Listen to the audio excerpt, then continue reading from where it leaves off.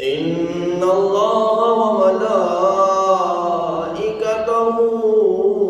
يصلون على النبي يا أيها الذين آمنوا صلوا عليه وسلموا تسليما الصلاة والسلام عليك يا سيدي يا رسول الله وعلى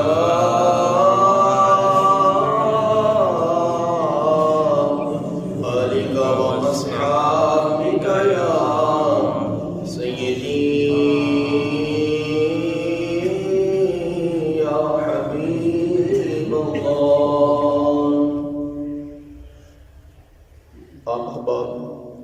اس بارگاہ کریمی میں درود و پاک کا نذرانہ پیش کر رہے تھے کہ جو اتنے لجپال ہیں کہ اعلان فرماتے ہیں کہ جو شخص جو میرا امتی محبت کے ساتھ مجھ پر درود پاک پڑھتا ہے تو میرا رب مجھے اس کے سلام کی طرف متوجہ فرماتا ہے۔ سبحان اللہ۔ بات کو دوبارہ ریپیٹ کرنے لگا ہوں۔ آقا کریم علیہ الصلوۃ والسلام ارشاد فرماتے ہیں جب میرا کوئی امتی مجھ پر محبت کے ساتھ درود پاک پڑھتا ہے تو میرا رب مجھے اس کے سلام کی طرف متوجہ فرماتا ہے۔ اور پھر بات یہاں پہ ختم نہیں ہوئی۔ آقا کریم علیہ الصلوۃ والسلام نے ارشاد فرمایا کہ جو مزید محبت کے ساتھ درود و سلام پڑھتا ہے حتی ارد علیہ السلام، تو یہاں تک کہ میں اس کے سلام کا جواب بھی خود ارشاد فرماتا ہوں۔ سبحان اللہ۔ کتنی بڑی سعادت مندی کی بات ہے کہ کریم آقا جان جانا صلی اللہ علیہ وسلم ہمارے گناہگاروں کی سلام کو سن بھی رہے ہیں اور کرم پہ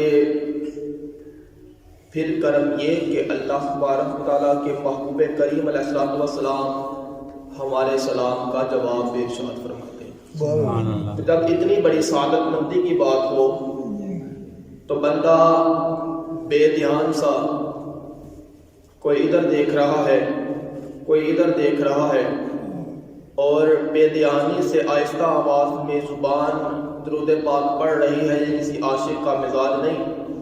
جب باری آتی ہے نا محبوب کریم علیہ الصلوۃ والسلام پہ درود پاک پڑھنے کی تو اپنے آپ کو بادب کیا کریں اور بادب کر کے پھر دھیان کے ساتھ، لگن کے ساتھ، شوق محبت کے ساتھ اس نیت سے کہ ہم پڑھتے ہیں، کریم آقا صلی اللہ علیہ وسلم سنتے ہیں اور جواب بھی ارشاد فرماتے ہیں۔ پڑھیے ذرا صلاۃ و سلام علیکہ یا سیدی یا رسول اللہ وعلی آلک وصحبہ یا سیدی یا رسول اللہ، صلاۃ و سلام علیکہ یا سیدی وعلی آلک وصحبہ یا سید الحسن والحسین۔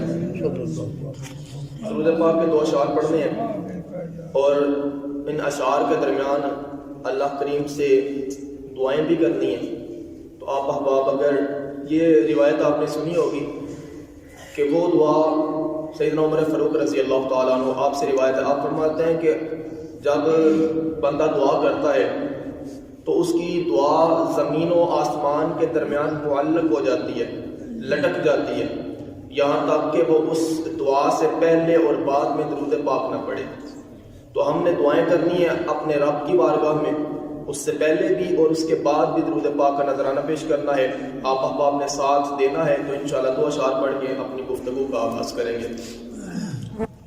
مولاي صل وسلم دائما ابدا على حبيبك خير الخلق كلهم مولاي صل وسلم دائما أبدا على حبيبك خير الخلق كلهم یا الہی ہر جگہ تیری عطا کا ساتھ ہو، یا الہی ہر جگہ تیری عطا کا ساتھ ہو، جب بڑے مشکل سے مشکل کشا کا ساتھ ہو، مولاي صل وسلم دائما أبدا على حبيبك خير الخلق كلهم یا الہی بھول جاؤں نزع کی تکلیف کو، یا الہی بھول جاؤں نزع کی تکلیف کو، شادی دیدار حسن مصطفیٰ کا ساتھ ہو، مولاي صل وسلم دائما أبدا على حبيبك خير الخلق كلهم یا الہی گرمی محشر سے جب بڑھ کے بدن، یا الہی گرمی محشر سے جب بڑھ کے بدن، دامن محبوب کی ٹھنڈی ہوا کا ساتھ ہو، مولاي صل وسلم دائما أبدا على حبيبك خير الخلق كلهم احباب ذی الوقار، بعض باتیں بتانے والی ہوتی ہیں، بعض باتیں بیان کرنے والی ہوتی ہیں، لیکن بعض باتیں چکھنے والی ہوتی ہیں، ان کا ذائقہ محسوس کیا جاتا ہے، ان کی لذت محسوس کی جاتی ہے۔ قرآن مجید میں اللہ تبارک و تعالیٰ نے مومنین کا جو نبی رحمت صلی اللہ علیہ وسلم کے ساتھ رشتہ بیان فرمایا ہے، وہ رشتہ ہے احساسات کا، فیل کرنے کا۔ اللہ تبارک و تعالیٰ نے قرآن مجید میں ارشاد فرمایا، النبی اولا بالمؤمنین من انفسہم، فرمایا مومنوں کی جانوں کے حقدار مومن نہیں ہے، بلکہ مومنین کی جانوں کے حقدار نبی رحمت صلی اللہ علیہ وسلم۔ نبی مومنوں کی جانوں پر حق رکھتے ہیں، اور دوسرا معنی اولا بمعنی اقرب کے ہے کہ نبی مومنوں سے ان کی جان سے بھی زیادہ قریب ہے۔ احباب ذی وقار، تمام باتیں صرف کرنے کی نہیں ہوتی، لذت محسوس کی جانی چاہیے۔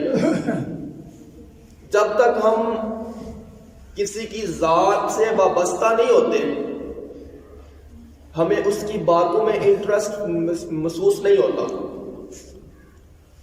ویسے تو ہر بندہ کہہ دیتا کہ فلاں نے کہا، فلاں نے یہ کہا، لیکن جب تک ہم اس کی ذات سے منسلک نہیں ہوتے، ہمیں اس کی باتوں کی لذت محسوس نہیں ہوتی۔ اب ذرا چلتے ہیں صحابہ کرام علیہ رضوان کی بارگاہ میں کہ انہوں نے اپنے آپ کو کس طرح نبی پاک علیہ الصلوۃ والسلام سے ریلیٹ کیا، کس طرح آقا کریم علیہ الصلوۃ والسلام سے منسلک کیا۔ بخاری شریف کے حدیث مبارکہ ہے، چند میں نے باتیں سنانی ہے اور وقت ختم ہو جانا ہے، آپ احباب توجہ میری طرف رکھیں۔ بخاری شریف کی حدیث مبارکہ ہے، سیدنا عبداللہ ابن عباس رضی اللہ تعالی عنہ، آپ امت کے پہلے مفسر ہیں، امت کے پہلے مفسر ہیں، قرآن کی تفسیر، احادیث کی تفسیر کرنے والے اسلام کے پہلے مفسر ہیں۔ لیکن بات سوچنے والی یہ ہے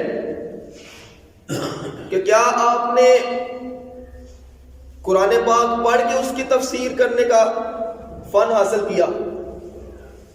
کیا احادیث کو پڑھنے کے بعد، بڑا مطالعہ کرنے کے بعد آپ کو یہ اختیار حاصل ہوئے، فن حاصل ہوا کہ آپ مفسر بنے؟ تو جواب میں یہ بات ہمیں اس بات کی طرف لے آئے گی کہ صرف مطالعہ کرنے سے یہ چیزیں نہیں ملتی۔ بخاری شریف کے حدیث مبارکہ ہے، سیدنا عبداللہ ابن عباس رضی اللہ تعالی عنہ اب فرماتے ہیں کہ جب نبی کریم علیہ الصلوۃ والسلام قضائے حاجت کے لیے جاتے تھے تو حضرت بلال رضی اللہ تعالی عنہ آپ ان کے لیے پانی رکھا کرتے تھے۔ آپ کیا کرتے تھے؟ پانی رکھتے تھے۔ آپ فرماتے ہیں کہ میں نے حضرت بلال رضی اللہ تعالی عنہ سے ریکویسٹ کی کہ ایک دن پانی رکھنے کی اجازت مجھے دے دو، تو انہوں نے اجازت دے دی۔ آپ فرماتے ہیں کہ میں نے نبی کریم علیہ الصلوۃ والسلام کی خدمت میں وہ پانی پیش کیا، تو نبی کریم علیہ الصلوۃ والسلام جب وضو کے لیے آئے تو بتانا نہیں پڑا کہ آج پانی رکھنے والا بندہ چینج تھا، یہ بات بتانی نہیں پڑی۔ ہم اپنا محاسبہ کریں ذرا، کیا ہمیں یہ بات فیل ہوتی ہے کہ کل پانی کسی نے رکھا تھا، آج کسی اور نے رکھا ہے؟ یہ بات ہمیں فیل نہیں ہوتی، تو پھر ان لوگوں کو اپنے منہ بند کر لینے چاہیے جو یہ کہتے نظر آتے ہیں کہ نبی ہمارے جیسا ہے، نعوذ باللہ من ذالک۔ بتانے کی ضرورت نہیں پڑی کہ آج پانی رکھنے والا بندہ چینج تھا۔ کریم آقا جانے جانا صلی اللہ تعالی علیہ وسلم جب وضو کے لیے آئے تو آپ نے آتے ہی خود ارشاد فرمایا بلال آج پانی کس نے رکھا تھا؟ آج پانی کس نے رکھا تھا؟ آج پانی کس نے رکھا تھا؟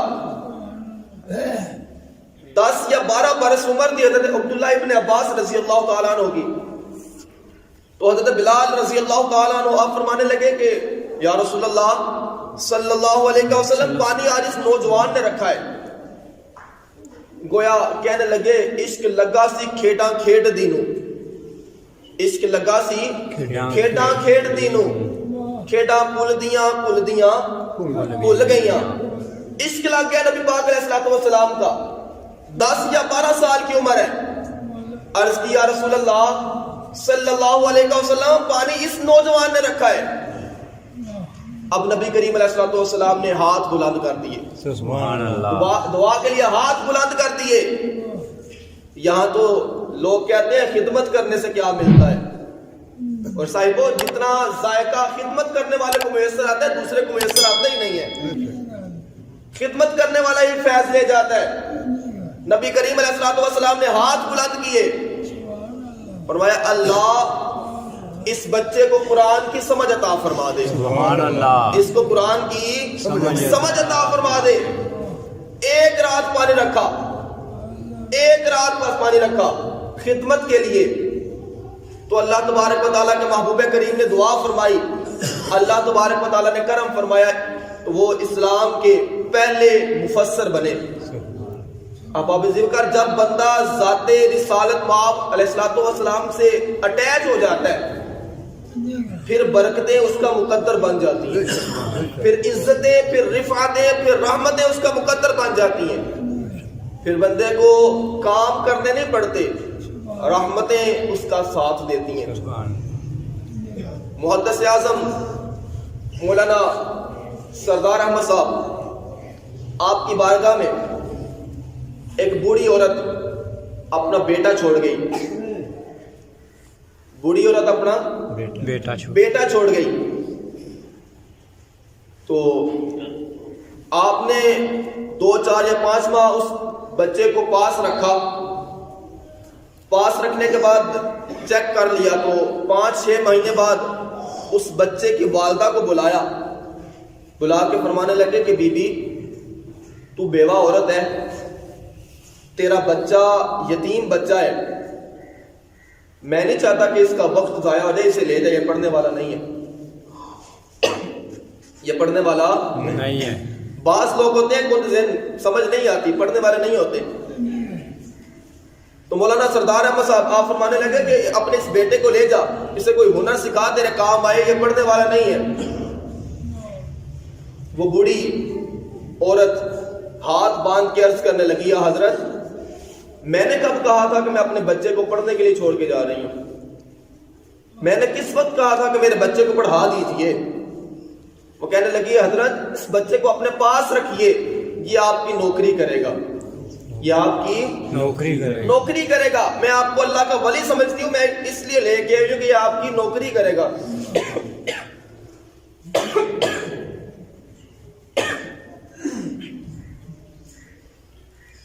نوکری کے لیے لے کے آئی ہوں. اس بات کو روک کے مجھے ایک صحابی کی بات بھی یاد آئی ہے. حضرت انس رضی اللہ تعالیٰ عنہ، آپ کی والدہ بھی آپ کو نبی کریم علیہ الصلوۃ والسلام کی بارگاہ میں چھوڑ گئے تھے. بڑی ذمہ داری سے بات کر رہا ہوں کہ کہیں بھی آپ کو یہ الفاظ نہیں ملیں گے کہ حضرت انس رضی اللہ تعالیٰ عنہ کی والدہ نے یہ الفاظ کہے ہوں کہ اسے پڑھا دیجئے، اسے مجاہد بنا دیجئے، اسے مفسر، محقق، محدث بنا دیجئے. کہیں نہیں آئے گا.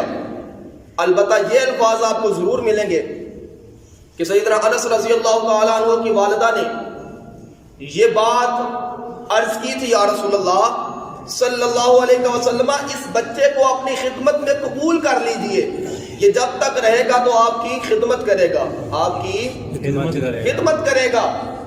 اور صاحبوں خدمت سے بڑا کچھ ملتا ہے. حضرت انس رضی اللہ تعالیٰ عنہ آپ فرماتے ہیں کہ نبی کریم علیہ الصلوۃ والسلام نے مجھے خدمت میں قبول کیا اور پھر دستے دعا بلند فرما دیے. اللہ تبارک و تعالیٰ کی بارگاہ میں عرض کرنے لگے، اللہ اس کو برکت عطا فرما دے. کیا فرمایا؟ اس کو برکت عطا فرما دے. حضرت انس رضی اللہ تعالیٰ عنہ آپ فرماتے ہیں کہ مجھے کھیتی باڑی نہیں کرنی آتی تھی، لیکن جب نبی کریم علیہ الصلوۃ والسلام نے دعا دی تھی کہ اللہ اسے برکت عطا فرما دے، دوسروں کے باغوں میں 1 بار پھل لگتا تھا، میرے باغ میں 2 بار پھل لگا تھا. سبحان اللہ. یہ برکت ہے خدمت کی. اور پھر محبوب کریم علیہ الصلوۃ والسلام نے دوسرے موقع پر دعا فرمائی حضرت انس رضی اللہ تعالیٰ عنہ کے لیے. فرمایا، اے اللہ اس کو اولاد عطا فرما، اس کو اولاد عطا فرما. تو سنیے ذرا اس دعا کا اثر کیا ہوا. حضرت انس رضی اللہ تعالیٰ عنہ آپ فرماتے ہیں، میرے بیٹے، میری بیٹیاں، نواسے، نواسیاں، میں بھی زندہ ہوں، 100 کی تعداد میں میری اولاد موجود ہے. میں بھی زندہ ہوں، 100 کی تعداد میں میری اولاد موجود ہے. یہ محبوب کریم علیہ الصلوۃ والسلام کی دعا کا اثر ہے. المختصر چلتے ہیں اپنی پچھلی بات کی طرف. تو بوڑھی اماں ہاتھ جوڑ کر عرض کرنے لگی، یا حضرت میں نے یہ نہیں کہا تھا کہ اسے آپ پڑھا دیں، میں آپ کو اللہ کا ولی سمجھتی ہوں، اللہ کا دوست سمجھتی ہوں، تو میں بچہ اس لیے پیش کر کے گئی تھی کہ یہ آپ کی خدمت کرے گا. حضرت صاحب فرمانے لگے کہ بی بی کام ہی کوئی نہیں، میں خدمت اس سے کیا کرواؤں. تو بوڑھی عورت ہاتھ جوڑ کے کہنے لگی، حضرت صاحب ان کو پٹھے پوا لیا کرو، ایک جانوروں کو چارہ ڈالے گا. تو حضرت صاحب فرمانے لگے کہ میں نے جانوروں کے چارے کے لیے بندہ رکھا ہوا ہے. آنکھوں میں آنسو تھے، ہاتھ بندھے ہوئے تھے، رو رو کے عرض کر رہی تھی، حضرت صاحب قبول فرما لیجیے. یہ بات کیا ہے کہ وہ چلی گئی. اب وہ شخص جو جانوروں کو چارہ ڈالتا ہے اس کا معمول یہ ہے کہ وہ سارا دن جانوروں کو چارہ ڈالتا ہے، دیگر معاملات کام کرتا رہتا ہے، لیکن جب رات کا وقت آتا ہے تو وہ حضرت صاحب کے پاؤں میں بیٹھ جاتا ہے، آ کے عرض کرتا ہے حضرت صاحب ذرا تیل دیجیے، میں آپ کے پاؤں دبا دوں، میں آپ کے پاؤں دبا دوں۔ دن کو کام کرتا رہتا ہے، رات کو ذاتی طور پہ حضرت صاحب کی خدمت کرتا ہے۔ وہ ایک اور بات یاد آئی، حضرت بلال حبشی رضی اللہ تعالیٰ عنہ،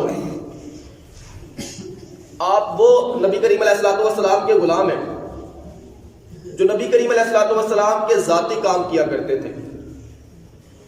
تو بعض اوقات ایسا ہوتا تھا جب کام کوئی نہیں ہوتے تھے، سارے کام ختم ہو جاتے تھے، تو حضرت بلال رضی اللہ تعالیٰ عنہ نبی کریم علیہ الصلوۃ والسلام کی بارگاہ میں دست بستہ عرض کرتے تھے، یا رسول اللہ صلی اللہ علیہ وسلم اگر کوئی کام نہیں ہے تو میں ذرا جاؤں، تو نبی کریم علیہ الصلوۃ والسلام اجازت دے دیتے تھے۔ ایک دن حضرت سلمان فارسی رضی اللہ تعالیٰ عنہ آپ عرض کرنے لگے، یا رسول اللہ صلی اللہ علیہ وسلم یہ بلال یہاں سے کدھر جاتا ہے، یہاں سے فارغ ہو کے بلال کہاں جاتا ہے؟ تو کریم آقا جانتے تو تھے سارا کچھ، لیکن پھر بھی امت کو درس دینا تھا۔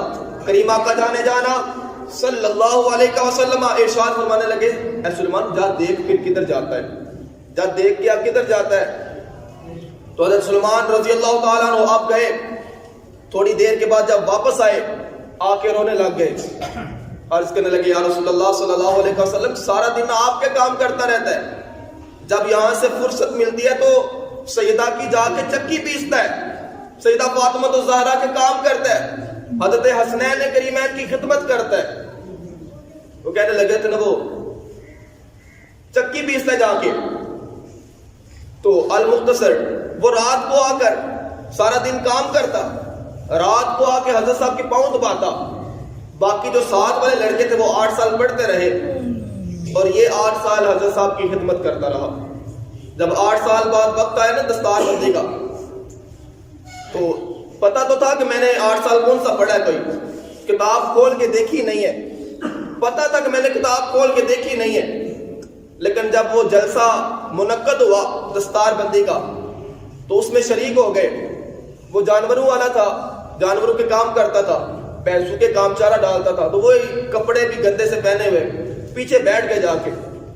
جب اعلان ہوا نا تو حضرت صاحب نے سب سے پہلا اعلان اس بھینسوں کو چارہ ڈالنے والے کا کر دیا۔ جب دستار بندی کا اعلان ہوا تو حضرت نے سب سے پہلا اعلان اس چارہ ڈالنے والے کا کر دیا۔ وہ کہتا ہے کہ میں ادھر ادھر دیکھ رہا تھا، کپڑے بھی میں نے صاف نہیں پہنے ہوئے تھے، لیکن جب حضرت نے بلایا تو میں پھر اٹھ کے چلا گیا۔ وہ کہتا ہے کہ باقی دوست پڑھتے رہے ہیں، کسی کی دستار کسی عالم نے کی، کسی صوفی نے کی، لیکن میری دستار خود حضرت صاحب نے فرمائی۔ حضرت صاحب فرمانے لگے، خبردار اس کی دستار کے بل کو کوئی ہاتھ نہ لگائے، اس کی دستار میں نے ساری خود کرنی ہے۔ وہ کہتے ہیں کہ حضرت صاحب میری دستار بھی کرتے جاتے ہیں اور آنکھوں سے آنسو بھی جاری ہیں، ماتھا بھی چومتے ہیں اور گلے لگا کے کہنے لگے، دستار ہو جانے کے بعد چھوڑ کے تو نہیں چلا جائے گا، دستار ہو جانے کے بعد چھوڑ کے چلا تو نہیں جائے گا۔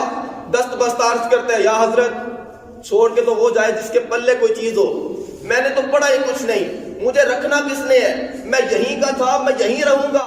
پیر بھائی تھے جو کلاس میٹ تھے اور استاذہ تھے جو، وہ کہتے تھے جو مسئلہ دستار اس نے کروائی تھی، نہ پڑھا تھا، کتاب تک نہیں کھولی تھی کبھی، صرف دستار کروائی تھی۔